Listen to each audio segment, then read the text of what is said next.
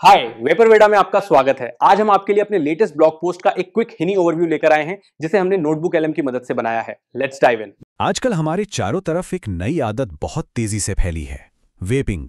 इसे अक्सर स्मोकिंग के एक सेफ ऑप्शन की तरह देखा जाता है, लेकिन सच तो यह है कि ये एक ऐसा जाल है जो हमारी सेहत और सुकून के रास्ते में आ जाता है।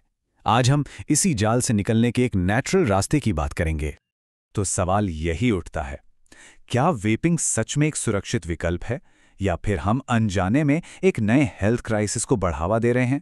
यही वो कंफ्यूजन है जिसमें आज लाखों लोग फंसे हुए हैं। और ये समस्या कितनी बड़ी है, इसका अंदाजा आप इस नंबर से लगा सकते हैं। हाई स्कूल के 27.5% स्टूडेंट्स ई सिगरेट यूज करते हैं। सोचिए, ये सिर्फ एक आंकड़ा नहीं है, ये एक चेतावनी है कि कैसे हमारी पूरी की पूरी नई पीढ़ी निकोटीन की एक बिल्कुल नई लहर की चपेट में आ रही है। तो इस सफर में हम कहां जाएंगे?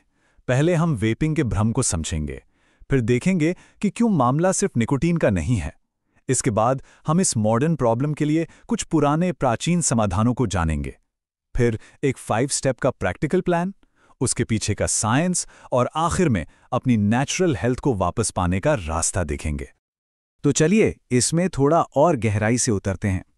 देखिए, वेपिंग को लाया तो गया था एक हार्म रिडक्शन स्ट्रेटजी की तरह, मतलब स्मोकिंग से होने वाले नुकसान को कम करने का एक तरीका।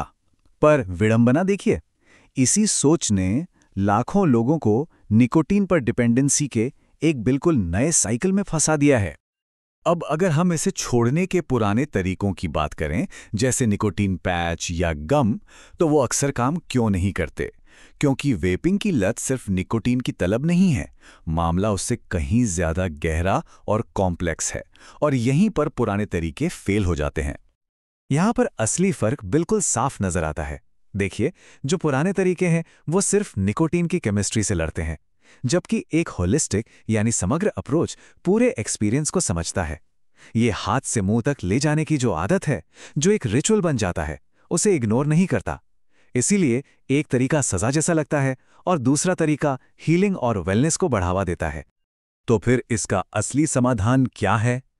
और मजे की बात यह है कि इस एकदम मॉडर्न प्रॉब्लम का जवाब हमारी सदियों पुरानी परंपराओं में छुपा है। एक ऐसा होलिस्टिक सॉल्यूशन जो हमारी जड़ों से जुड़ा हुआ है। इसका एक बहुत अच्छा उदाहरण है याडोम। ये पारंपरिक थाई अरोमा थेरेपी इन्हेलर्स हैं। इन्हें पीढ़ियों से लोग अपनी सांसों को बेहतर बनाने और इमोशनल बैलेंस के लिए इस्तेमाल करते आ रहे हैं।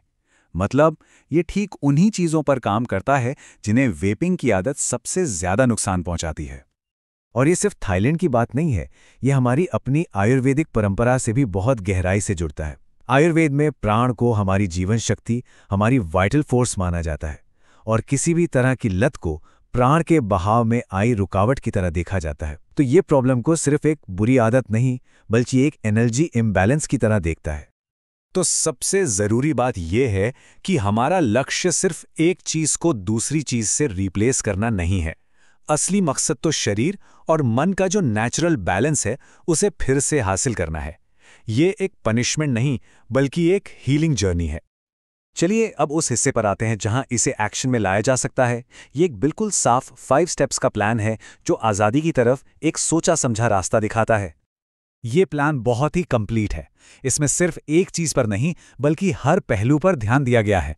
आदत के रिचुअल को बदलने से लेकर सांस की रिकवरी, साइकोलॉजिकल डिपेंडेंसी से निपटना, सोशल सपोर्ट का इस्तेमाल करना और लंबे समय तक सफल रहने की प्लानिंग करना।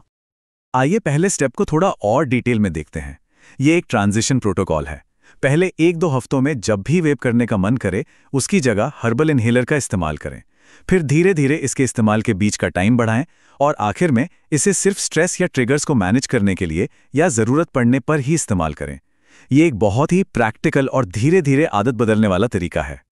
लेकिन मन में ये सवाल ज़रूर आता है कि क्या ये सब सच में काम करता है, या ये सिर्फ कहने की बातें हैं? तो चलिए अब देखते हैं कि साइंस और डेटा इस बारे में क्या कहते हैं। ये नतीजे देखकर आप शायद चौंक जाएंगे। रिसर्च के मुताबिक 12 महीनों के बाद हर्बल इन्हेलर्स इस्तेमाल करने वालों में सक्सेस रेट 67% थी, और वहीं निकोटीन रिप्लेसमेंट थेरेपी वालों की सक्सेस रेट सिर्फ 23%। मतलब जमीन आसमान का फर्क है, जो इस अप्रोच की असरदारी को साफ दिखाता है। और इसका असर सिर्फ लंबे समय में नहीं, बल्कि बहुत तेजी से दिखता है। सिर्फ पहले हफ्ते के अंदर वेपिंग की जो क्रेविंग होती है उसकी इंटेंसिटी में 68% की भारी कमी देखी गई। ये एक बहुत पावरफुल आंकड़ा है जो दिखाता है कि ये तरीका कितनी जल्दी राहत दे सकता है। और ये सिर्फ क्रेविंग कम करने के बारे में नहीं है, ये शरीर की हीलिंग के बारे में भी है। सिर्फ 30 दिनों के अंदर सांस की नली में सूजन बताने वाले मार्करों में 45% की कमी दर्ज की गई। ये हमारे फेफड़ों के लिए एक असली इलाज की शुरुआत है। कोई भी आदत छोड़ने का प्रोसेस अक्सर स्ट्रेस से भरा होता है। ये नेचुरल तरीका स्ट्रेस को मैनेज करने में भी मदद करता है। इसका सबूत है कॉर्टिसोल, यानी हमारे स्ट्रेस हार्मोन के लेवल में 39% की कमी। ये दिखाता है कि ये तरीका सिर्फ शरीर के लिए नहीं बल्कि मन के लिए भी फायदेमंद है। तो आखिर में ये सब हमें कहाँ ले जाता है? ये सिर्फ एक आदत छोड़ने के बारे में नहीं है, ये डिपेंडेंसी से एम्पावरमेंट की तरफ एक सफर है। ये अपनी सेहत और अपनी जिंदगी को एक पॉजिटिव दिशा में बदलने के बारे में है।